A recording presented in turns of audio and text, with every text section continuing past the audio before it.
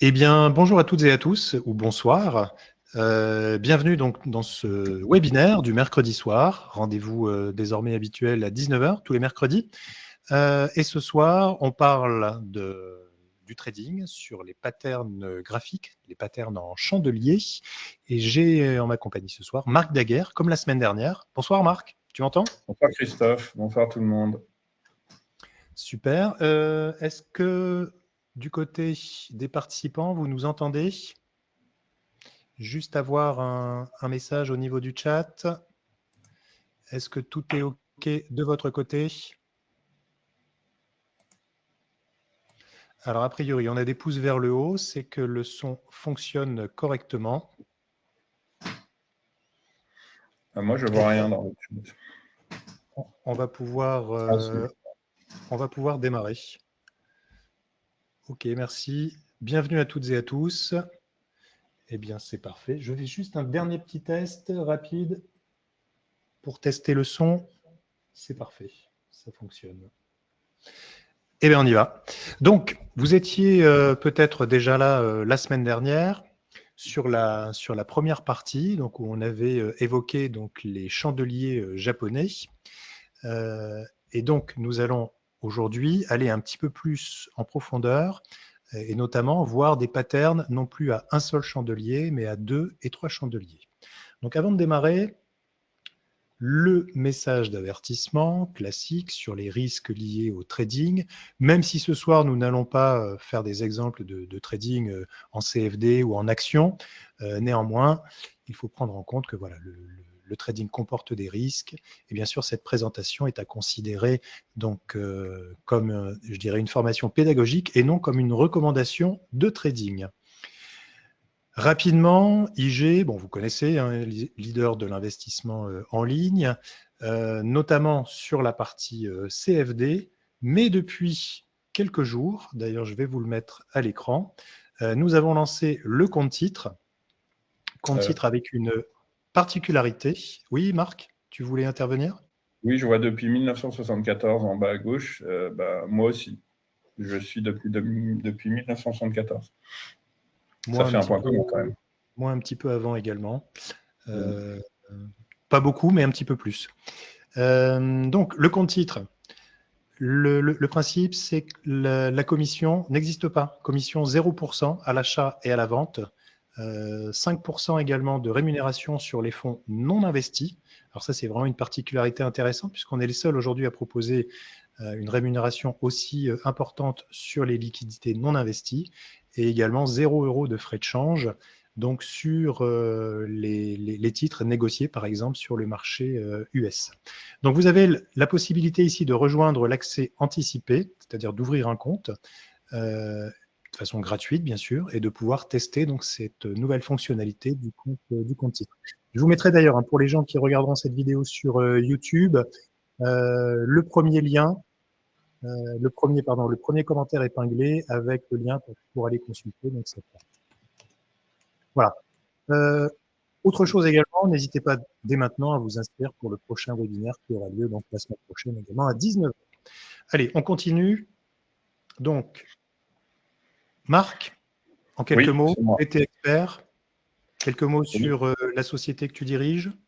oui. Écoute, c'est la meilleure société sur la place boursière. Voilà, on peut passer à la slide suivante. Ok, on peut passer à la suite, hein. Donc, Alors, représentation, oui. globalement, matière première, analyse technique, ça fait maintenant presque 30 ans que j'utilise cette matière première. Et avec cette matière première, on va proposer plusieurs services, des services de conseil clé en main. J'ai vu d'ailleurs qu'il y avait certains de mes abonnés que je salue, qui sont dans la liste des participants. Des formations aussi, pour institutionnels ou particuliers. Worldwide. Ça peut être en France, ça peut être en Suisse, en Angleterre, au Maroc, enfin un peu partout. Et puis du consulting sur mesure aussi. Là, c'est pour les institutionnels. Et deux services principaux, un sur les produits dérivés, donc Turbo, Varan, et qui peuvent s'apparenter également à des CFD, et l'autre sur ce qu'on appelle le DT Cash Action, qui va peut-être justement rentrer dans l'intérêt qu'on aura dans les nouvelles perspectives chez vous, chez IG, à savoir des conseils sur des actions en cash sur du plus long terme. Voilà. Ok, parfait. Donc, on a à l'écran également les réseaux pour te contacter. Et puis, je mettrai à la fin également le mail, je remettrai le site web et également le numéro de téléphone pour contacter ton service. Donc, on part tout de suite sur le sommaire. Donc, le sommaire de ce soir, les patterns en chandelier. Donc, comme je vous disais, des patterns sur 2 chandeliers, des patterns sur 3 chandeliers. Alors, bien sûr, dans la littérature, il existe des centaines, voire des milliers de patterns. On a repris, bien sûr, ici les plus populaires qu'on va détailler juste après. On regardera également comment les utiliser, bien sûr, et puis les erreurs de débutants à éviter. Pour rappel simplement, ce que l'on avait vu la semaine dernière, on nous l'a demandé pas mal depuis la semaine dernière, c'est quels étaient les livres de référence, la littérature de référence sur l'analyse graphique. Donc vous avez Les Chandeliers japonais par Steve Nissen et vous avez également l'analyse technique des marchés financiers de John Murphy. Alors là, c'est un pavé un peu plus important, mais vraiment, ce sont 2 bibles je dirais les plus importantes et les plus populaires si vous souhaitez donc démarrer sur l'analyse technique. Oui, en plus, ces deux livres sont assez, je ne vais pas dire simples à lire, mais en tout cas sont abordables pour le plus grand nombre. Que vous soyez débutant ou même à un niveau avancé, cela permet éventuellement de rafraîchir les connaissances. Nissan, ouais. Ouais. Non, j'allais dire Nissan, c'est la référence, c'est celui qui a mis en place oui, j'allais dire qui a mis en avant les chandeliers. Donc, c'est une des références dans ce domaine. Et évidemment, le Murphy, c'est un incontournable. Peut-être qu'on fait, je ne sais pas la présentation suivante, mais peut-être pour ceux qui n'étaient pas là la semaine dernière, faire un petit rappel sur 2-3 choses par rapport à l'origine des chandeliers. Mais je me souviens plus. Ouais. Voilà, c'est ce que j'ai mis à l'écran. Sur les chandeliers, en général, on retrouve 2 couleurs, rouge et verte, ou éventuellement blanc et noir. Donc sur la construction d'un chandelier. D'ailleurs, je vous mettrai dans la vidéo, ici juste au-dessus ou en haut à droite ou à gauche, je vous mettrai un lien sur la vidéo YouTube de la vidéo de la semaine précédente. Donc, la construction du chandelier, vous avez l'ouverture ici en haut pour un chandelier baissier avec la fermeture ici en bas. Et bien sûr, la mèche ou l'ombre de la bougie avec ici le plus haut touché et le plus bas touché et l'inverse. Donc pour la bougie haussière avec l'ouverture ici, l'ouverture par rapport à l'unité de temps, c'est-à-dire si on est sur une unité 1 heure, on va dire à 9 heures par exemple, vous avez l'ouverture qui est ici à 9 heures, vous avez la clôture ici à 10 heures du chandelier, donc on est, vous voyez, sur une opération haussière, sur un mouvement haussier, et vous avez ici le plus haut touché entre 9 heures et 10 heures, et le plus bas également touché ici sur l'ombre basse entre 9 heures et 10 heures. Donc, on l'avait vu la semaine dernière, ça nous permet d'avoir une lecture complètement différente du marché par rapport à un graphique qui, lui, est en ligne droite, enfin, en tout cas, en mode linéaire. Oui, alors. Oui, tu voulais ajouter quelque chose, Marc? Je voulais juste dire une petite chose qu'on n'a peut-être pas dite la semaine dernière. Alors, évidemment, rappeler rapidement, parce que sans rentrer dans les détails, forcément, chandelier japonais, donc créé par un japonais, qui était quand même très précurseur. Donc, j'écorche parfois le nom, mais Munehisa Homa, qui était en fait un marchanderie à l'époque. Je pense qu'il venait de Kenitra, mais je ne suis pas sûr, il faudra que je vérifie. En tout cas, lui, ce qu'il a fait, c'est qu'il a établi que les prix n'évoluaient pas seulement selon l'offre et la demande, mais également selon l'état émotionnel en fait, des investisseurs. Et je voulais vraiment qu'on parle de ça juste maintenant pour que des gens qui, en général, s'intéressent à l'analyse technique, que ce soit des chandeliers ou autres, comprennent ça. Parce que souvent, il y a des cartésiens qui me disent « mais comment des graphiques peuvent vous permettre d'anticiper l'évolution des cours ?» Et c'est vraiment cette dimension émotionnelle des investisseurs qui va justement nous permettre de déterminer, comme on va le voir, des patterns, et on va essayer de comprendre pourquoi on peut, à travers ces patterns-là, et comme tu dis, les corps, les mèches, etc., anticiper s'il y a des hésitations de marché, si on sent que les acheteurs sont en train de revenir, etc. etc. Voilà, c'était tout ce que Alors, justement, on va illustrer ça avec des exemples théoriques, mais on va également les transposer sur des graphiques réels sur lesquels on va retrouver ces configurations graphiques. Donc, on part sur les patterns en chandelier, donc première partie de cette présentation. Et on va commencer par, par juste une petite présentation. Je pensais qu'on allait arriver sur la première configuration. Simplement, voilà, juste pour avoir une classification des patterns. Ce qu'on a vu la semaine dernière, donc pattern à un chandelier, c'est un signal rapide, mais la fiabilité est plutôt moyenne. En général, vous avez quand même l'obligation de vous appuyer sur d'autres éléments techniques du graphique. On va voir ici donc les patterns à 2 chandeliers, donc ce qui nous permet d'avoir une confirmation immédiate et avec une fiabilité plutôt moyenne plus. Et on va voir quelques patterns à 3 chandeliers. Alors, on peut avoir 3 chandeliers ou plus, parce qu'on peut aussi avoir des patterns à 4 chandeliers, à 5 chandeliers, où là, c'est un signal très fort avec une fiabilité, un pourcentage de réussite plutôt élevé. Malgré tout, attention, hein, ce n'est pas parce que vous avez un pourcentage de réussite élevé que la figure va obligatoirement être réalisée. Donc, plus un pattern contient de chandeliers, plus il est fiable, mais moins fréquent.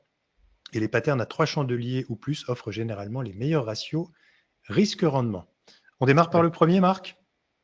Oui, j'allais ajouter des choses, mais allons-y. Ah bah vas-y. Non, mais je sais qu'on a un timing, mais je sais respecter le timing, tu le sais très bien, c'est bien que moi. Alors là-dessus, 2 choses. La première, quand tu dis, et c'est très juste, hein, faire attention, tu dis c'est pas parce que on a une fiabilité qui peut être forte que la figure va forcément se réaliser. Ou en tout cas, ce qu'on attend de la figure va se réaliser. Là, je rappelle un des principes de l'investissement au sens large, c'est quand on investit, on fait de la probabilité. Ça veut dire quoi? Ça veut dire que tout investisseur, quel qu'il soit, dans n'importe quel type d'instrument sur lequel il va investir, il va faire une probabilité. Il n'y a aucun investissement qui est sûr à 100%. Donc, on va essayer d'avoir le plus de probabilité de son côté. Certains vont essayer d'avoir des informations fondamentales, d'autres parfois quantitatives, et puis nous, on a des informations techniques. Et on sait, là par exemple dans les chandeliers, que certaines configurations vont avoir une forte probabilité de se réaliser. Et c'est exactement ce que tu as dit, c'est pour rejoindre ce que tu as dit, c'est-à-dire que même si des patterns très forts à 3-4 chandeliers vont avoir une forte probabilité d'eux, il y aura toujours une probabilité inférieure que ça ne fonctionne pas. Donc il faut toujours jauger en fonction de ça. Et je ne sais pas si on le verra, mais aussi autre chose que l'importance du nombre de chandeliers dans les patterns, c'est parfois de confirmer sur des unités de temps différentes. Ça peut arriver que tu aies une configuration sur un graphe journalier, je ne sais pas, je te dis au hasard, un Ramni, et puis après tu regardes sur les deux l'hebdo, et là tu vas avoir un avalement. Donc tu vas avoir 2 informations sur 2 unités de temps différentes qui vont encore conforter un peu plus justement ton pourcentage de probabilité. Voilà. Exactement. Juste avant de passer donc sur la première configuration, j'avais une question dans le chat, hein, mais c'était pour revenir en arrière. La question, c'est sérieux 5%, où est l'inconvénient? Vous savez, par rapport au compte titre, sur la rémunération, il n'y a pas d'inconvénient. La rémunération, c'est bien 5%. Alors, c'est vrai que c'est jusqu'à 20 000 euros sur le cash non investi et à condition d'avoir passé au minimum un trade de 2 000 euros. Voilà, je referme la parenthèse. Et on part donc sur le premier pattern qui est l'avalement haussier. L'avalement haussier qui est donc en deux bougies. Donc un signal haussier fort, c'est souvent un signal de retournement dans le marché. Le principe de l'avalement haussier, vous avez donc une première bougie, un premier corps qui est baissier, c'est ce qu'on le retrouve ici. Et le deuxième chandelier, donc le chandelier suivant, lui vient englober, vous voyez ici, la totalité du corps du premier chandelier. Alors, il y a 2 écoles en général. Ici, c'est vrai que j'ai indiqué les mèches peuvent dépasser. Cela veut dire que vous pouvez avoir une mèche un peu plus haute ici par rapport au corps, là aussi. Mais en général, ce qui se dit dans la littérature, Marc, hein, tu pourras me contredire éventuellement, c'est qu'on prend, il faut que le deuxième chandelier au niveau du corps, je parle bien du corps du chandelier, doit bien englober le premier. Oui, alors sur les mèches, oui, c'est plus ou moins controversé. En revanche, là où il faut faire attention, c'est que le chandelier qui est englobé, avalé, comme on dit, n'est pas obligatoirement, parce que souvent quand on représente la figure dans les livres, on le met un peu au milieu pour qu'on voit bien qu'il est englobé. Mais à partir du moment où il est englobé, même s'il est un peu décalé vers le haut ou vers le bas, ça ne change pas en fait la validité de la figure. Voilà. Ok, donc, oui, donc le principe, il faut bien que le premier soit dans le corps, enfin soit englobé Oui, tout à fait. dans le corps ici du deuxième. Donc la signification, cela veut dire que les vendeurs étaient en contrôle ici sur le chandelier 1, mais les acheteurs reprennent massivement le contrôle et effacent donc toute la baisse précédente. Donc ici, on était plutôt sur une séquence baissière et on voit qu'ici, donc très fort momentum haussier sur ce chandelier, donc avec une reprise de la main. L'entrée, elle se fait donc sur la clôture du deuxième chandelier, c'est-à-dire ici, avec un stop loss sous le plus bas du pattern, donc c'est-à-dire ici, avec un niveau de résistance, donc un niveau, pardon, ouais, enfin, l'objectif c'est le niveau de résistance suivant, donc il faudra voir sur le graphique, avec un risque-reward, c'est-à-dire risque-rendement de 1 pour 2 au minimum. C'est-à-dire vous êtes prêt par exemple à en gagner 20 pour en perdre au maximum 10. Est-ce que tu as un. Alors oui, par rapport à la fiabilité, donc entre 70 et 75%, et en général, cette figure, elle se produit, enfin, quand elle est entre guillemets OK, c'est sur le bas d'une tendance. Donc Oui, si tu as un exemple à nous proposer souvent éventuellement. alors, si tu veux, je peux partager mon écran au fur et à mesure, parce que évidemment, j'ai un exemple pour chaque pattern qu'on va regarder. Donc oui, je peux te montrer un exemple tout de suite. Donc là, on est sur l'avalement haussier. Alors, je partage tout de suite. Hop.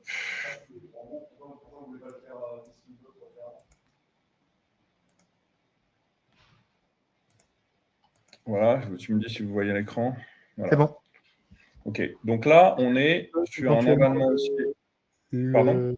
Est-ce que tu peux l'agrandir éventuellement? Ou zoomer? Voilà, super. Ouais. Bon, alors là, c'est vrai qu'il y a un tout petit écart ici, mais globalement, si tu prends compte de la mèche, etc., on voit bien qu'on a ce pattern de retournement haussier, puisqu'on vient d'une forte baisse. On a une grosse bougie verte là qui a quasiment englobé l'intégralité de la bougie rouge précédente, avec une mèche importante. Ça aussi, c'est une indication supplémentaire, parce que quand tu as une mèche comme ça veut dire que tu as une volatilité importante dans la séance et que tu es quand même venu clôturer ici. Et c'est ça qui vient conforter en fait l'idée de retournement possible. Voilà. Donc ça, c'était en l'occurrence, c'est sur le CAC en mars 2023. On est sur quelle unité de temps? Juste Alors par curiosité. sur celle-ci, que je ne te dise pas de bêtises. Ah bah non, je ne vais pas te dire de bêtises. On est sur du 2 semaines. D'accord. Donc unité de temps relativement long terme. Voilà. Oui, c'est vrai qu'on ne l'a pas précisé, mais en général, souvent, plus on prend une unité assez longue, et plus le signal a on va dire, de pourcentage de réussite important. Oui, oui, et en général sur une durée aussi plus importante. C'est la logique justement de la proportion des unités de temps qu'on utilise en fait. OK. Alors, je te propose, c'est de passer donc sur la figure suivante, qui est la figure inverse. Est-ce que tu veux que je garde l'écran? Est-ce que tu veux remontrer la slide d'abord? Voilà, je vais repartager mon écran sur la slide suivante. Sinon, si tu veux, je peux faire les deux. Hein, Alors, voilà, ici on est sur l'avalement baissier. Donc l'avalement baissier, c'est simplement l'inverse de l'avalement haussier, donc avec un signal baissier fort, figure de retournement, avec ici donc l'inverse, le premier chandelier donc vert, un chandelier haussier, et on a en chandelier 2 ici un chandelier rouge qui englobe donc parfaitement, vous voyez ici, de la même manière. Alors c'est vrai qu'ici, c'est vrai que c'est ce que tu avais précisé précédemment, Marc, c'est que le chandelier n'a pas besoin forcément d'être en plein milieu. Au milieu, ouais, Il peut tout à être fait. un peu au-dessus, un peu en dessous, il n'y a pas de zone précise. L'essentiel, c'est que le corps englobe bien le corps du premier. Donc ici, inverse, hein, les acheteurs avaient le contrôle et les vendeurs donc ont repris la main en englobant justement ce chandelier. Alors moi, j'avais juste une question, Marc. Oui. C'est est-ce qu'il est nécessaire d'avoir un chandelier d'une couleur inversée? C'est-à-dire qu'ici, on est sur un avalement baissier. Oui. Est-ce que pour confirmer l'avalement baissier, il faut impérativement Oui. avoir un chandelier vert avant? Oui, parce que ça confirme davantage, comme tu dis, l'inversement de la tendance et la prise en main comme tu dis, des vendeurs par rapport aux acheteurs finalement. C'est ça en fait qui qui a créé ce pattern-là, c'est de se dire, voilà, on a une journée où on a quelques acheteurs on va dire dans une volatilité moindre, et le jour d'après, on arrive dans une volatilité plus importante avec des plus hauts et des plus bas qui vont être plus hauts et plus bas que les précédents, mais de surcroît, c'est les vendeurs qui reprennent la main sur cette journée-là. Parce que si le pattern précédent était également en rouge, on n'aurait pas la même impression. On pourrait par exemple se dire que, OK, il y a eu quelques vendeurs, il y en a quelques-uns qui sont arrivés en plus, mais sans avoir justement cette psychologie d'inversement un petit peu de sentiment de marché, en fait. Ok, très clair. Est-ce que tu peux partager? Juste Oui. avant, j'avais une autre question. C'était est-ce que alors attends, je vais reprendre le détail. Est-ce que le chandelier qui est un peu avant n'est pas également un avalement haussier? C'est par rapport à ce que tu avais présenté juste avant sur l'avalement haussier. Attends, je ne me souviens même plus du tout. Sinon, on pourra revenir après. Est-ce que le chandelier qui était juste avant Une dizaine de oui, chandeliers avant. je vois ce qu'il veut dire avant, un peu plus loin. Ouais. Oui, alors je peux le remontrer si tu veux, je vais remontrer les deux Vas-y. sur mon écran. Je vais revenir sur la question qu'on m'a posée. Et je pense Jusqu'à un temps, j'essaie de répondre à vos questions ou de transmettre vos questions dans les questions qui sont sur le chat. Ok. Donc là, on n'est pas sur l'avalement baissier dont on vient de parler, mais je pense que je vais répondre à la question de. Ah oui, je le vois. Il est en effet. Vous voyez, c'est Je Fabrice qui pense pose qu'il la parlait ici, là, il me semble, hein, si vous voyez ma souris, là, ici. Je pense qu'il parlait de ça. Oui. Ah, il me semble, hein, parce que sinon, je ne vois pas s'il Oui, a oui. dit avant. Ça ressemble en Alors, effet. alors, ça ressemble, oui. Alors, où est-ce qu'on va nuancer? On va nuancer sur ce que tu avais dit et qui est quand même assez important, c'est que là, on a un avalement haussier qui peut effectivement, et là, on l'a vu, engendrer un rebond. Mais ici, la différence, et comme on le verra sur d'autres figures, c'est qu'on est vraiment sur un point bas. Là, ici, on n'était pas sur un point bas, parce que le point bas du marché en baisse, il est ici, il n'est pas là. Il n'est pas là non plus. Ce qui ne veut pas dire, attention, hein, qu'on ne peut pas avoir des patterns sur du plus court terme. Donc, dans l'absolu, je pense que la réponse aurait été oui, mais qu'elle aurait été plus nuancé. franche si on avait été ici, sur le bottom, et pas comme ici, là on l'a vu ici. Ok, voilà. Très clair. J'espère que ça a bien répondu à votre question, Fabrice. Donc là, oui, est-ce que tu peux nous montrer l'inverse, donc le pattern avalement baissier? Voilà, donc là, on l'a très clairement ici. On est sur le pétrole, juillet 2008. Voilà, on voit qu'on vient d'une nette tendance de hausse, quand même, assez claire. Et là, on voit que cette bougie-là, ici, est totalement avalée par la bougie rouge, qui est en plus assez conséquente en termes d'amplitude, ce qui est un signal aussi. En fait, on va dire que ça conforte encore un peu plus l'idée de la validation du pattern et de surcroît avec une clôture qui est vraiment beaucoup plus basse que la clôture qu'on avait précédemment. Et à la suite de quoi, on voit effectivement qu'on a eu ce retournement baissier qui a engendré, pour le coup, si je dézoome un peu, une nouvelle très, très forte tendance baissière qu'on peut bien voir ici sur le pétrole. Alors, je sais qu'on verra tout à l'heure d'autres exemples, mais parce que j'anticipe peut-être la question de Fabrice.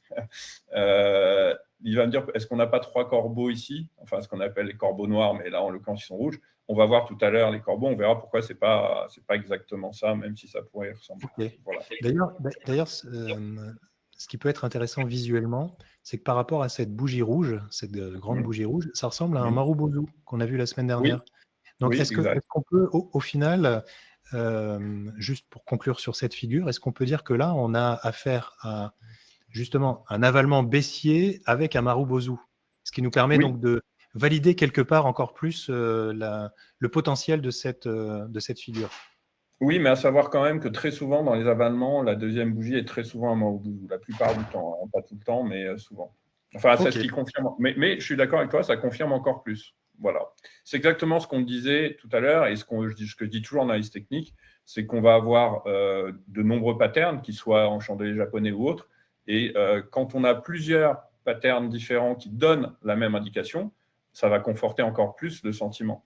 Voilà, si j'ai deux patterns en chandelier japonais différents qui donnent un sentiment baissier, comme je te dis par exemple en journalier, en hebdo, et ben, ça va te donner un sentiment encore plus fort d'avoir une probabilité de retournement baissier. Super. Eh ben, écoute, c'est très clair. On va passer à la figure suivante. Donc, je vais repartager mon écran.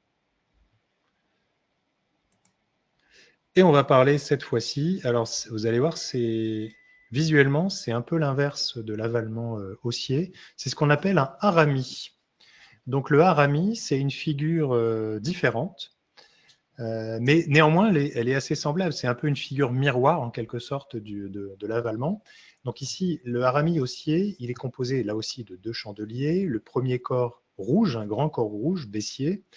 Et il englobe le suivant, qui lui est un petit corps haussier, un corps vert. Donc là aussi, il englobe...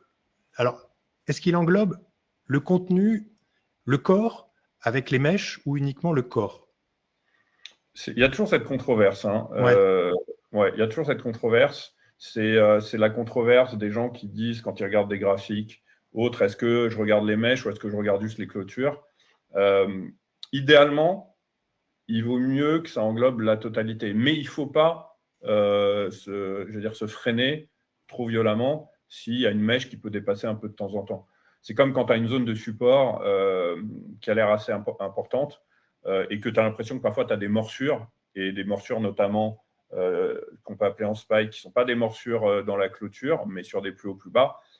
C'est pas ça qui va nous arrêter complètement. Au bout d'un moment, l'analyse technique, il y a aussi du visuel, il y a du ressenti, et c'est jamais au centimètre près. Mais globalement, quand même, il faut qu'il y ait un minimum de règles qui soient respectées. Ok, alors donc là on dit voilà, le deuxième chandelier est comme un bébé. C'est vrai que moi j'ai souvent entendu au travers de mes collègues qui disaient voilà, c'est la figure de la femme enceinte, puisque harami en plus en japonais veut dire enceinte.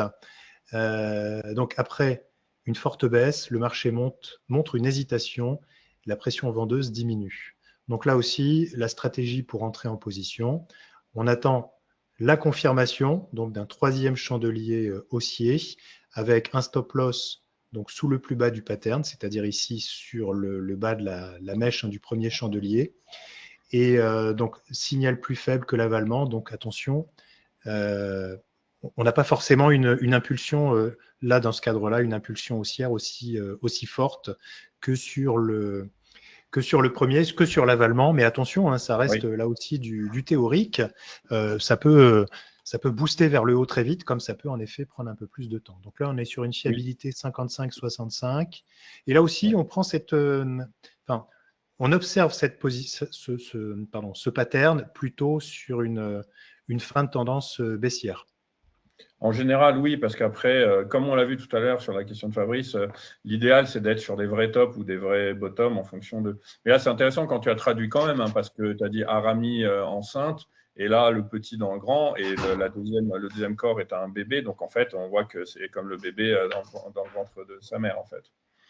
Alors justement, est-ce que tu as un exemple à nous présenter? De bébé dans le ventre de sa mère? Ah, tu veux dire de harami? Oui, ça, je dois avoir. Oui, je n'ai pas demandé une échographie, hein, j'ai demandé… Ça viendra, ça viendra. Donc, un harami haussier d'abord. Est-ce que tu veux que je te montre maintenant l'harami haussier, que tu fasses les deux haramis, qu'on regarde après les deux en même temps? On peut faire. Alors, en effet, je vais présenter… Comme ça, c'est pour éviter de te faire éviter de partager à chaque fois, en fait. Eh bien, le baissier, c'est simplement l'inverse. Oui. Un harami, donc bearish.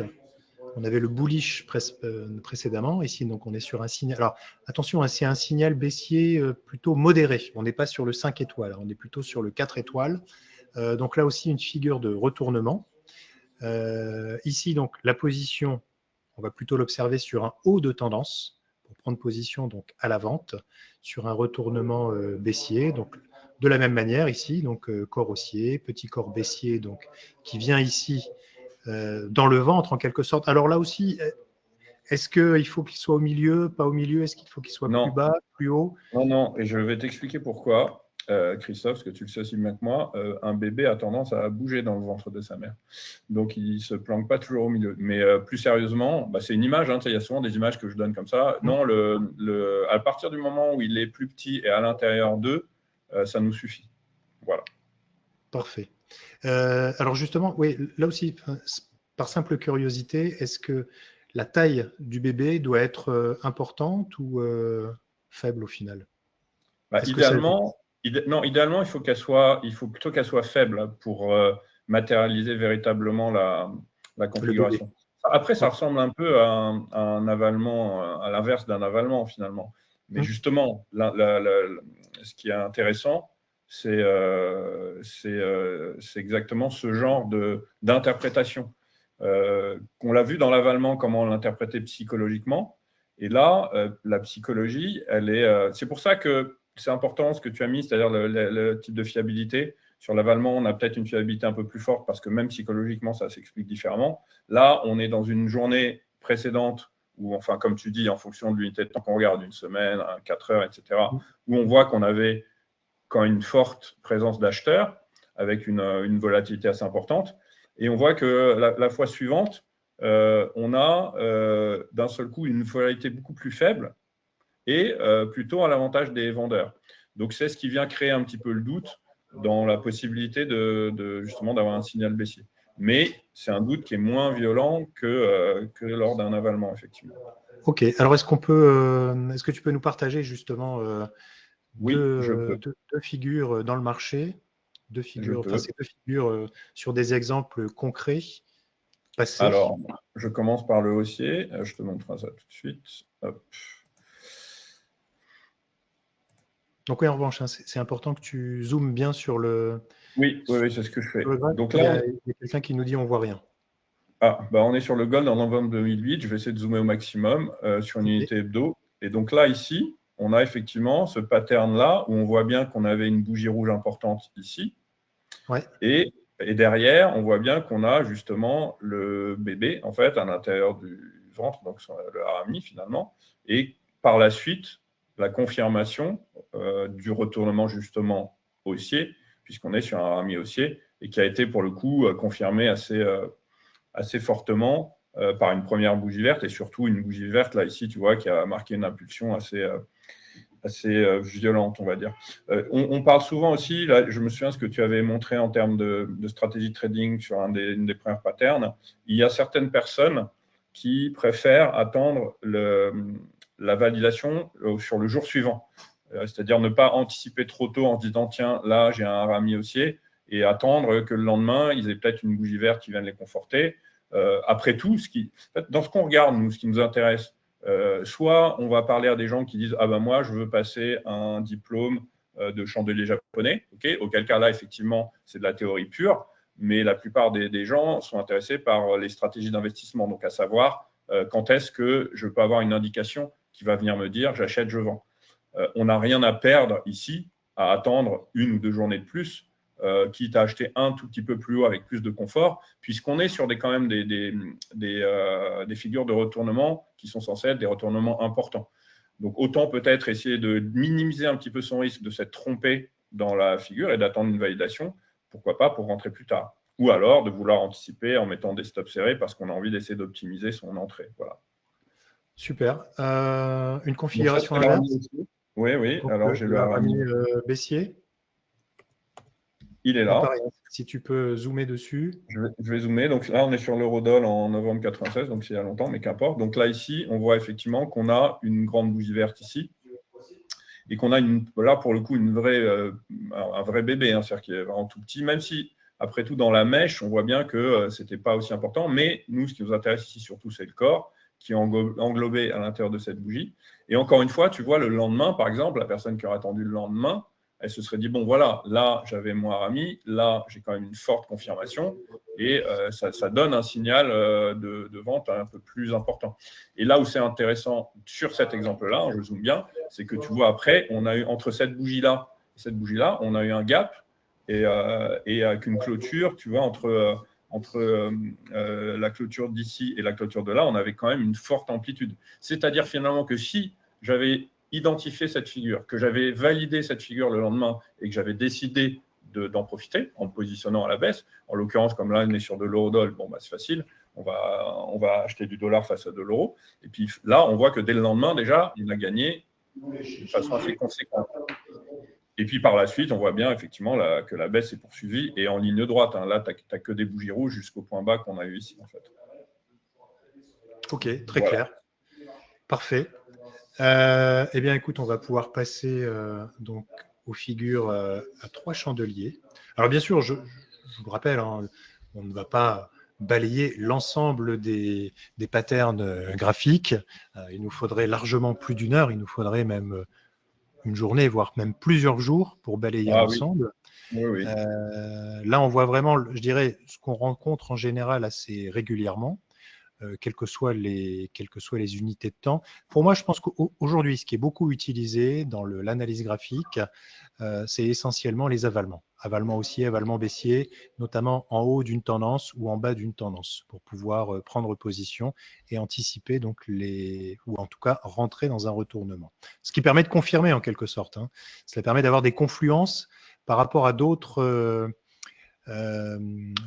signaux graphiques, puisqu'on peut également utiliser d'autres indicateurs, on peut utiliser des moyennes mobiles, on peut utiliser des supports, des résistances, des bandes de Bollinger. Enfin, tout ça, voyez, si vous faites le mix d'un petit peu tout ça, ça vous permet d'avoir là aussi des confirmations. Allez, je vais partager, donc je repartage mon écran et on va parler donc de la configuration des trois soldats blancs.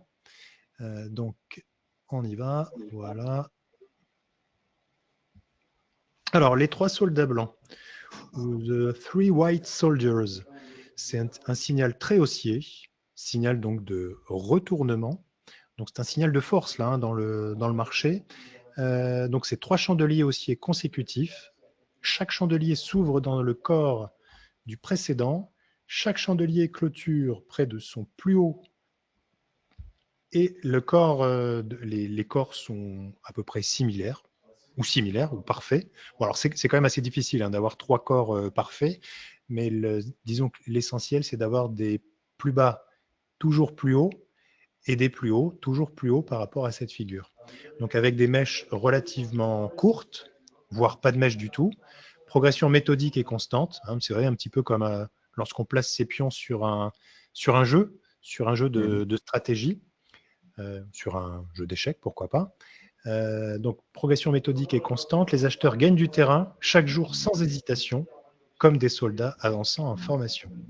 Donc, le principe, clôture du troisième chandelier, on rentre en position, on place le stop loss sous le plus bas du premier chandelier et a priori, comme on est sur un mouvement assez fort, donc mouvement de continuation, puisqu'on va continuer comme ça à la hausse, fiabilité entre 80 et 85%. Et donc là, il est plus intéressant d'avoir justement un risque-reward là aussi plus important, de 1 pour 3 au minimum. Mais attention, hein, ce n'est pas une recommandation universelle, c'est après vous qui choisissez d'agir comme bon vous semble dans le marché. Oui. Alors Marc, est-ce que tu as des commentaires par rapport à ça et si tu peux nous Oui, présenter juste des petits commentaires, hein, tout est très juste. Comme tu l'as dit, le chandelier clôture près de son plus haut.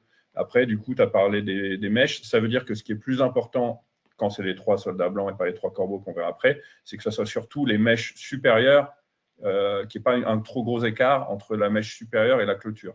En dessous, on peut être un petit peu plus tolérant. Après, effectivement, trouver trois chandeliers exactement proportionnels, ça va être difficile. Tu sais, au final, c'est une habitude visuelle en fait que tu finis par avoir. La seule chose, c'est que c'est mieux s'ils ne sont pas vraiment proportionnels, qu'ils aillent, j'allais dire, avec une amplitude de plus en plus importante plutôt que l'inverse. Il vaut mieux en avoir par exemple un peu plus petit avec un peu plus grand et l'autre aussi un peu plus grand plutôt que l'inverse.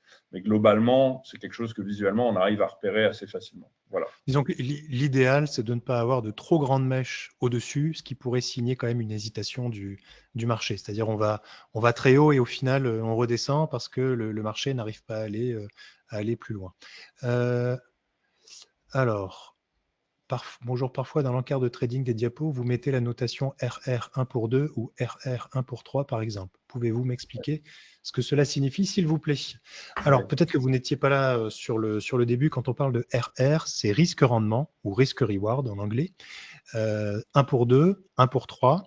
Ça veut dire que dans le premier, c'est votre risque. Cela veut dire que si vous êtes prêt à perdre 1, le reward, c'est-à-dire la récompense, en quelque sorte, doit être au minimum de 2. Et de 1 pour 3, ça veut dire que vous êtes prêt à perdre 1 pour en gagner au minimum 3. Cela veut dire quoi? Ça veut dire que si vous achetez quelque chose qui vaut 100, vous mettez, si vous êtes dans un risque-reward de 2, vous mettez un stop à 90, donc vous perdez 10. En revanche, vous vous engagez à gagner au minimum x2 par rapport à votre risque initial.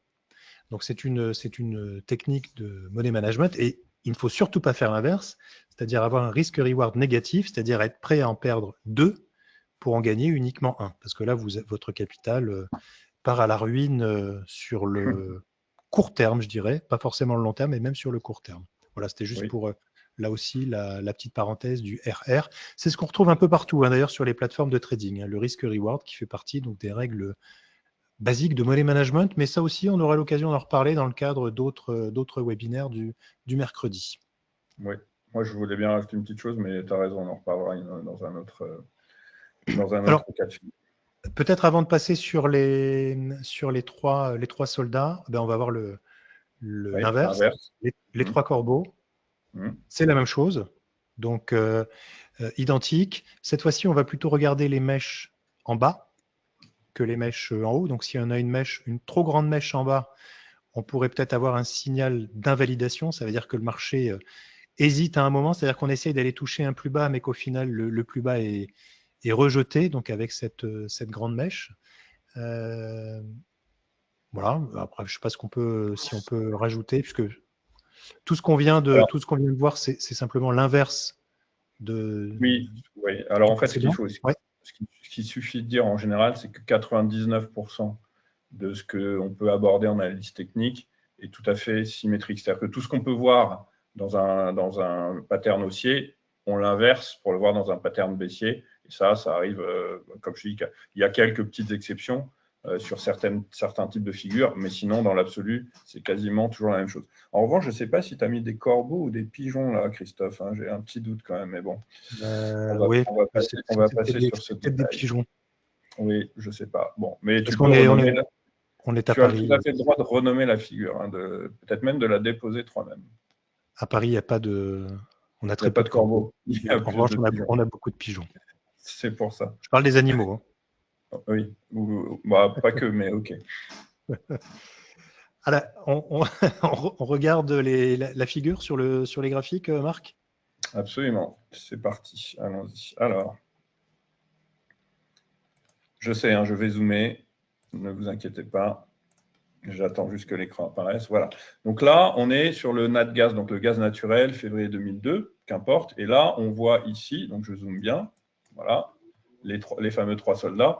Alors oui, comme tu l'as dit, la nomenclature générale, c'est les 3 soldats blancs, les 3 corbeaux noirs. Mais comme il y a souvent sur les patterns des chandeliers, ils ont souvent mis du vert et du rouge, parce que le vert est censé être quand même le symbole de la hausse et le rouge le symbole de la baisse en général dans nos métiers. Ici, on voit bien, on les voit bien, ces 3 soldats. Tu vois ce que je t'ai dit tout à l'heure, et là, c'est quand même assez marqué, c'est que tu vois que les mèches du haut sont très, très proches, voire quasi inexistantes par rapport à la clôture du corps en général. On a bien le démarrage de chaque chandelier suivant à l'intérieur du chandelier précédent. On a un petit bonus ici parce que, bon, on ne va pas dire que c'est un 4e soldat, mais là, pour le coup, on a encore une configuration encore plus importante.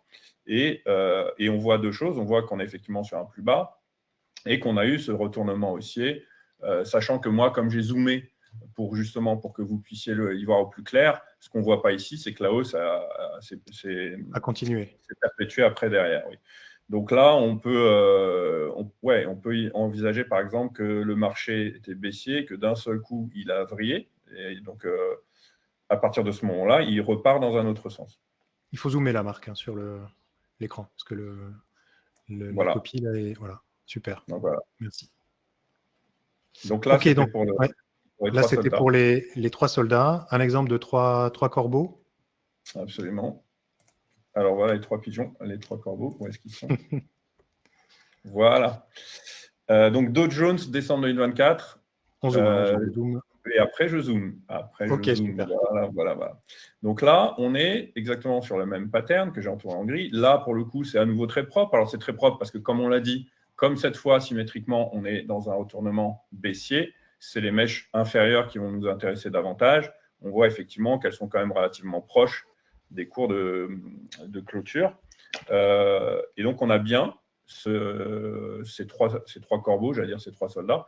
Donc, signe de retournement possible, potentiel, et comme tu l'as dit, un signe assez fort, parce que c'est des configurations qui sont quand même plus difficiles à trouver, qui sont plus rares. D'ailleurs, on a certaines que j'ai eu un peu de mal à trouver, mais j'ai voulu chercher pour que tout soit propre ce soir. Et on voit, tu vois très bien par la suite que ce sentiment de retournement s'est confirmé avec encore un ensemble de bougies baissières quand même qui a été assez marqué jusqu'au moment où on est arrivé ici. Voilà. Ouais, là, on pouvait ajouter de la du 1 pour 3, en effet, sur le risque-reward. Alors, j'anticipe une question, Marc. Est-ce qu'on n'a pas deux figures au final, là, en une? Est-ce qu'on n'a pas un avalement baissier, justement, sur le haut de la tendance, avec cette grande bougie rouge qui vient avaler ici? Tu as anticipé la question de Fabrice. Oui, on peut avoir justement plusieurs confirmations les unes après les autres. Ici, on a cet avalement et après, double jackpot, hein, on a les 3 corbeaux qui arrivent.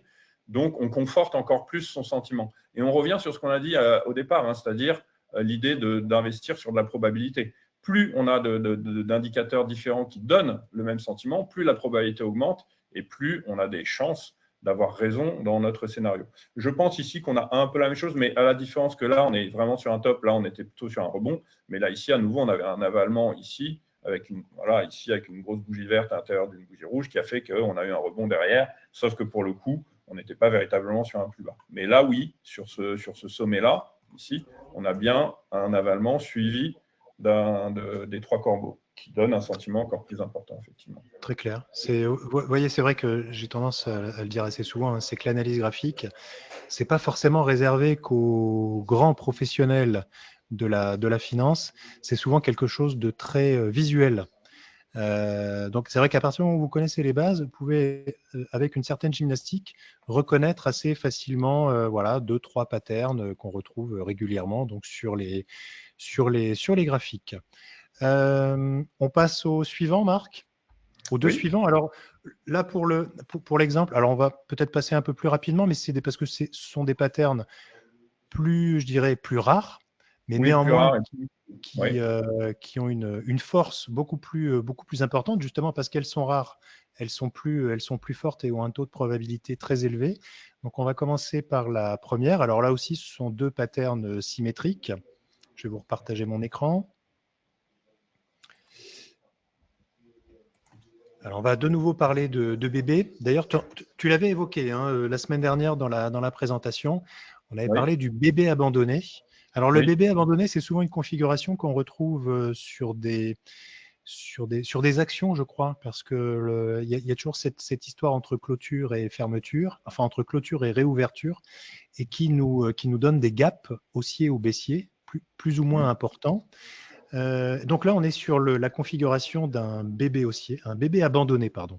Le bébé abandonné haussier, donc on a le bébé abandonné haussier et le bébé abandonné baissier, qui est un signal très haussier. Vous voyez qu'ici, la fiabilité, c'est entre 85 et 90%. C'est souvent une figure donc, qui est dans un creux, donc qui a une probabilité de réalisation très forte, mais qui en soi est également assez rare. Donc, vous avez une première bougie baissière. La deuxième bougie, pour rebondir sur ce que l'on avait vu la semaine dernière, c'est un doji, donc une bougie plutôt d'hésitation, seule. Et vous voyez, elle a, alors je vais ici vous montrer avec la souris, vous voyez entre la clôture ici, et même d'ailleurs entre les deux, entre le plus bas et le plus haut ici, vous voyez, vous avez un gap, c'est-à-dire vous avez un écart où il n'y a rien, où il ne s'est rien passé. Il n'y a pas de cotation, puisqu'ici on a réouvert ici, hein, le lendemain. Et vous avez la même chose pour la bougie suivante, où la bougie suivante ici repart très fort, et en plus elle réouvre avec là aussi un gap très important, et elle laisse d'ailleurs un gap entre le plus bas et le plus haut. Donc là, en général, derrière, on a un rebond puissant du marché. Un exemple, Marc? Non, pardon. Juste avant. Tu veux montrer les deux d'abord, peut-être? Oui, pour présenter la deuxième. Voilà, la deuxième, c'est l'inverse. Cette fois-ci, le doji, lui, il est en haut. Il a aussi un gap ici entre, vous voyez, hein, donc on a fait ça ici, on a ouvert là, on a fermé là, on avait fait un plus haut ici. Et puis là, vous voyez, de nouveau, on a un gap entre les deux bougies. Donc ici, pareil, signal d'indécision. Et le lendemain, grosse baisse avec ouverture en gap, là aussi très importante. Et donc là, signal de retournement. Ah bah oui, donc si tu peux partager, Marc. Oui. Alors, c'est vrai que ce sont des figures assez rares. Je sais que tu as un petit peu galéré pour trouver des exemples Oui, alors sur le marché. ouais, Ouais. je vais être très franc. J'ai galéré et j'ai voulu faire au mieux, mais j'ai trouvé quand même non, j'ai trouvé des trucs que j'étais plutôt content. Euh, Donc, tu as Comme tu l'as récupéré des dit, bébés abandonnés. voilà, Bravo. exactement. Voilà, tu vois, j'ai un grand cœur, j'en adopte et j'en fais. Euh, oui, juste enfin pas les bilingues, mais c'est vrai que la langue souvent officielle de la finance reste l'anglais. Donc le bébé abandonné, l'équivalent, parce que c'est pas une traduction littérale, en anglais c'est la reverse island. Voilà, c'est l'island reversal, c'est comme si ce que nous on appelait le bébé en français, pour eux c'était une île. Donc une île c'est quelque chose qui est au milieu de nulle part, enfin qui est entouré d'eau et qui implique un retournement. Donc j'ai partagé, Est-ce donc que tu j'ai peux commencé. zoomer? Oui, je vais zoomer tout de suite. Là c'est le bébé abandonné baissier. Donc on est sur du Je le vois, il est tout BMW. en haut là-bas. Ouais, on le voit, mais on va zoomer. Donc BMW 2018, voilà, hop, pardon. Donc il est là. En fait, on a bien notre bougie verte ici. On a bien un gap, c'est-à-dire comme cette espèce de doji, bon, pas tout à fait doji avec un corps quand même, mais bon, ça s'apparente à un doji parce qu'on a quand même des mèches très importantes. Et on a bien le gap ici et le gap là. La première bougie verte.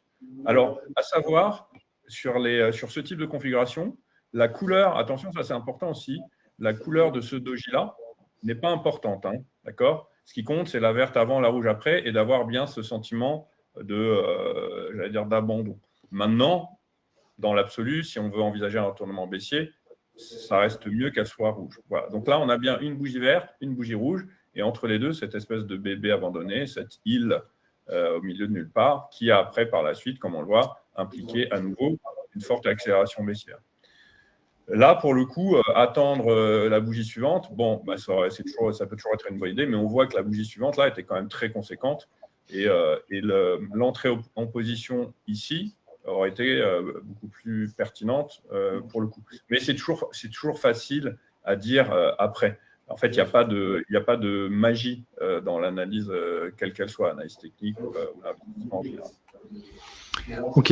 Alors j'avais une question, ça n'a rien à voir, hein, c'est quelle est la source de la fiabilité Alors ensuite, concernant le pourcentage, tu sais, qu'on a indiqué. Ah oui, celui-là, il est joli aussi, là, bébé oui, abandonné. celui-là est beaucoup plus net. Ouais. Alors qu'est-ce que tu La source de la fiabilité, tu sais, par Oui. rapport au pourcentage, la source, alors j'ai pas la source précise. Ah oui, alors Euh, tu parles quand tu dis à quelqu'un, voilà, tel pattern, ça a une probabilité de 70%, 85%, voilà, etc., exactement. etc. D'accord. Oui, alors ça, je vais y répondre en deux temps.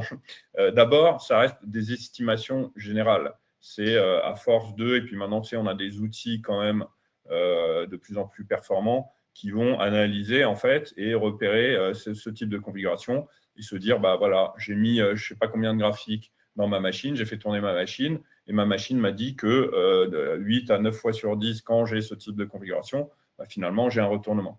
Mais ça reste d'abord approximatif et c'est aussi pour mettre un petit peu un ordre de hiérarchie pour les patterns par rapport des uns par rapport aux autres. Il ne faut pas se fier exactement au pourcentage lui-même. Bon, tu me connais, moi j'ai tendance un petit peu à dire ce que je pense. Une fois, j'avais vu sur un réseau, et je tairai le nom de plein de choses, quelqu'un qui avait identifié plein de configurations, mais ce n'était pas forcément des chandeliers, hein. Il y avait également du chartisme, des triangles, etc. Et qui avait mis en face la probabilité. Et quand j'ai vu qu'il mettait du 68,3% ou du 72,4%, bah, ça m'a fait rire tout de suite. Parce que quand tu mets du 68,3%, ça veut dire que tu as mis dans ta machine tous les graphes de la Terre et que tu as vérifié que tu étais bien. Bon. Donc, nous, c'est un ordre d'idée. On peut être sur du 8 fois sur 10. On peut être parfois sur du 7 fois sur 10. On sait aussi qu'on a des confirmations derrière qui peuvent augmenter cette probabilité. Comme on l'a dit, deux signaux baissiers sur deux unités de temps différentes, on augmente, on peut passer de 6 sur 10 à 8, 9 sur 10, etc. etc. Voilà. Ok. Alors parlons du bébé abandonné ici, le bébé abandonné donc haussier, qui a vraiment été Voilà. là laissé sur le bord de la route, celui-là. Hein. Alors celui-là, le pauvre, on l'a vraiment, vraiment largué. Effectivement, donc là, on est sur STM et on le voit très clairement. Pour le coup, cette figure-là, elle est très propre. On a bien notre bougie baissière ici. notre bougie haussière ici, et on voit bien que là, on a quelqu'un complètement au milieu de nulle part.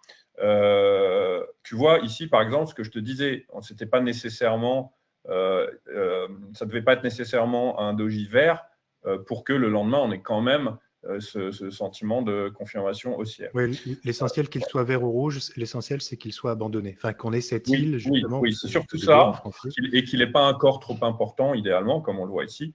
Mais rouge ou vert, c'est moins important. Voilà. Et puis là, on voit, quand je dézoome, effectivement, qu'on était bien sur un point bas, qu'on a eu la confirmation derrière et que le marché est reparti à la hausse après un mouvement de baisse important. Super, très bonne illustration par rapport à cette figure. Alors, je vais revenir sur la présentation.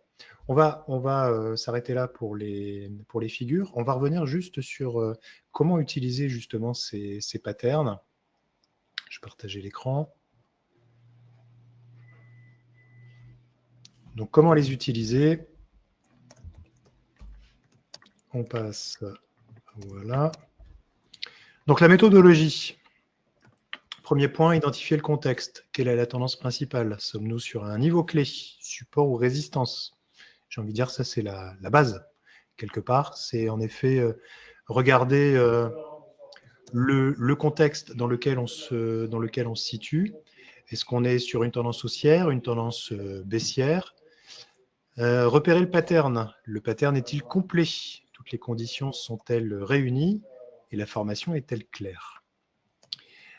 On verra aussi tout à l'heure, enfin, juste après, dans la slide suivante, vous verrez, je vais reprendre des points de bon sens, mais qui parfois sont un peu oubliés.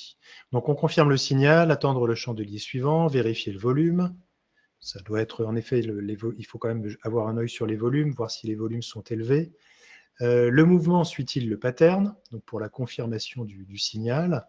Et puis, vous avez, bien sûr, l'essentiel, c'est définir son plan, c'est entrée, stop loss, c'est-à-dire entrée, le point d'entrée, bien sûr, votre stop loss qui doit être déterminé et qui ne doit plus bouger, en tout cas plus bouger dans le mauvais sens. Vous pouvez tout à fait réajuster votre stop loss dans le bon sens pour pouvoir protéger des potentiels plus-values latentes.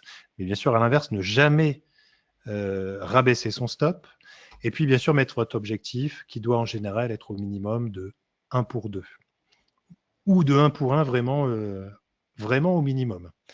Donc, ne jamais trader un pattern contre la tendance principale, un pattern aussi en pleine tendance baissière, beaucoup moins de chance de réussir, de respecter la tendance. Alors, ce qu'on vient d'entendre, ce n'est pas le quai de la gare chez Marc, mais simplement une alerte graphique. Oui, alors ça m'arrive. Finalement, c'est pas plus mal parce que ça donne une petite touche. J'espère qu'il n'y en aura pas beaucoup d'autres. Il faudrait que je coupe. J'ai oublié de couper mes alertes. Mais pour m'amuser, j'ai mis sur mes écrans ce signal SNCF quand j'ai une alerte, à savoir un niveau qui a été touché dans un sens ou dans l'autre. Bon. En gros, ça veut dire que tu es prêt de monter dans le train de la hausse ou de la baisse. Exact. Voilà, tu as tout compris. C'est pour ça que j'ai mis ça. La prochaine fois, je mettrai la petite musique Air France. OK. Ce qui est pas mal aussi. Les erreurs à éviter. Bon, il y en a plein des erreurs à éviter sur ce genre de... Donc, trader sans confirmation. C'est-à-dire qu'en gros, on y va un peu à l'arrache. On veut aller plus vite que la musique. Ignorer le contexte, bien sûr. Là, c'est ce qu'on voyait tout à l'heure, support, résistance.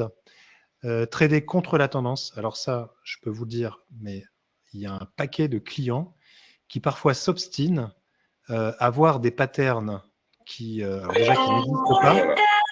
Voilà, je vais couper. Attends. Des patterns qui n'existent pas et qui en plus trade vraiment contre la tendance. L'unité de temps trop courte.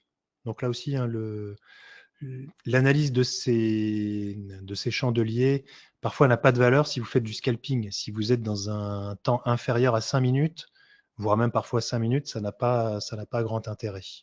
Le manque de patience, c'est le fait de voir là aussi, d'ailleurs c'est ce qui rejoint un petit peu le point numéro 6, c'est de voir des patterns partout. Donc là aussi, on a des spécialistes qui voient des patterns partout, qui ont l'habitude de faire du gribouillage sur les graphiques. On a dit qu'on ne donnait pas de nom. Ah, je ne donne pas de nom. Je n'ai pas dit que c'était toi, Marc. Ouais, c'est moi, mais on donne pas de... et de suranalyser. Donc, l'essentiel, c'est vraiment de voir les choses simplement. Et comme je vous disais, c'est quelque chose de très visuel. C'est quelque chose qui s'acquiert avec, je dirais, une gymnastique d'observation sur les graphiques. On n'est pas obligé de prendre toutes les patterns. Mais néanmoins, ça permet voilà, intellectuellement de regarder tous les graphiques parce que ces patterns, on les retrouve sur tous les sous-jacents, que vous soyez sur des indices, sur des actions, sur des matières premières, sur des devises, enfin en tout cas sur tout, vous allez retrouver des patterns, puisque comme on le disait en préambule avec Marc, euh, les, les chandeliers ne reflètent pas uniquement les prix, mais reflètent également la psychologie du marché. Donc ça permet vraiment de prendre la température en quelque sorte et de saisir un peu cette frénésie ou pas sur le marché. Les points clés à retenir pour terminer, donc les patterns en chandelier, ben voilà, c'est ce qu'on vient de dire, reflètent la psychologie du marché. Le contexte est plus important que le pattern lui-même. C'est-à-dire que même si vous avez un joli pattern, il faut quand même garder en tête la réalité de ce qui se passe sur le marché à l'instant T. Toujours attendre donc une confirmation avant l'entrée, privilégier des patterns en daily ou unité de temps élevée, ne jamais trader contre la tendance, à nouveau. Et continuer à apprendre et à pratiquer. Les patterns de chandelier sont un art qui se maîtrise avec l'expérience. En effet, on ne vient pas mettre en pattern graphique du jour au lendemain. Comme je vous disais, c'est juste une histoire d'observation, d'habitude et de continuer, je dirais, au jour le jour. On apprend tous les jours, tous les jours, tous les jours. Il y a Alex qui nous dit « J'invite tout le monde à lire et relire la vidéo ». Alors justement, cette vidéo, elle sera disponible dès demain sur YouTube. Vous recevrez de façon demain un mail de remerciement d'avoir participé. D'ailleurs, je vous remercie d'avoir participé ce soir au webinaire. Et vous aurez le lien du replay qui vous permettra de revisualiser la vidéo si vous avez loupé le début, si vous êtes arrivé un peu tard. Voilà. Moi, je vous donne rendez-vous la semaine prochaine. Donc, vous pouvez d'ores et déjà vous inscrire au webinaire de la semaine prochaine qui sera avec Mathieu Serron, donc, qui est trader également et qui nous parlera donc du trading sur moyenne mobile et sur le super trend. Donc, mercredi 29 à 19 h. On termine également avec tes contacts, Marc. Si on veut contacter DT Expert et les services que tu proposes, donc on a le numéro de téléphone. On peut te contacter de quelle heure à quelle heure d'ailleurs sur le numéro 24 heures sur 24, 7 jours sur 7. Sachant que les week-ends et les heures de nuit, j'ai fait un transfert d'appel sur ton portable, Christophe. Ok. Non, mais bon, on peut appeler. Je pense que le plus simple, c'est quand même d'envoyer un mail. Si on veut avoir une réponse la plus rapide, voilà. Il y a un formulaire de contact sur le site et puis il y a beaucoup d'informations sur le site. Parfait. Moi, j'espère que la formation d'aujourd'hui, on vous a permis d'en connaître un peu plus sur l'analyse graphique, sur les patterns, sur la lecture des patterns dans le marché. Et simplement, pour terminer, pour les personnes qui n'étaient pas là au début, je vous rappelle qu'actuellement chez IG, on a une offre sur le compte titre avec 0% de commission à l'achat et à la vente. Vous pouvez en avant-première dès aujourd'hui, parce que le lancement officiel, c'est début 2026. Mais vous pouvez d'ores et déjà ouvrir un compte. D'ailleurs, je crois que quand vous utilisez le lien qui sera dans le mail que vous recevrez, vous avez une offre de 20 € versée sur le compte. Donc, c'est ce qu'on appelle l'accès anticipé. Ça vous permet d'ouvrir un compte titre, 0 € de commission à l'achat et à la vente. Et en plus, le gros avantage, c'est que si vous avez des fonds sur le compte, ils sont rémunérés à hauteur de 5%. Donc, il n'y a pas de loup. Parce qu'on avait la question tout à l'heure dans le chat au début, on rémunère réellement 5%. La seule condition, c'est d'avoir une position ou d'avoir tradé au minimum 2000 € d'actions sur le compte. Voilà. Et puis bien sûr, si vous avez d'autres questions, n'hésitez pas à contacter le service commercial d'IG. Marc, le mot de la fin? Le mot de la fin, pour moi? Ouais. Pour ce soir? C'est gentil. Écoute, encore une fois, c'est toujours un plaisir de faire des présentations avec toi. Comme je suis assez franc, les chandeliers, c'est quelque chose que j'utilise pas énormément. mais ça ne m'a pas empêché de prendre un plaisir de les présenter avec toi. Ce qui est important dans ce que tu as dit, tiens, comme mot de la fin, c'est effectivement de confronter la méthodologie qu'on choisit, quelle qu'elle soit, à la réalité du marché. Et c'est de cette façon-là que plus on pratique, plus on finit par acquérir les bons réflexes, puisque le propre de l'analyse technique, c'est justement des répétitions de mouvements, de patterns, qui soient en chandelier, en Elliott, en Gann, en tout ce que tu veux. Donc, c'est surtout ça, sur ça qu'il faut faire attention. Super. Eh ben, écoute, merci beaucoup, Marc, en tout cas, pour ce soir. Je mettrai d'ailleurs dans la description de la vidéo sur YouTube tes contacts pour te contacter directement. Je les remettrai dans la vidéo YouTube. Voilà, bah, écoutez, merci à toutes et à tous.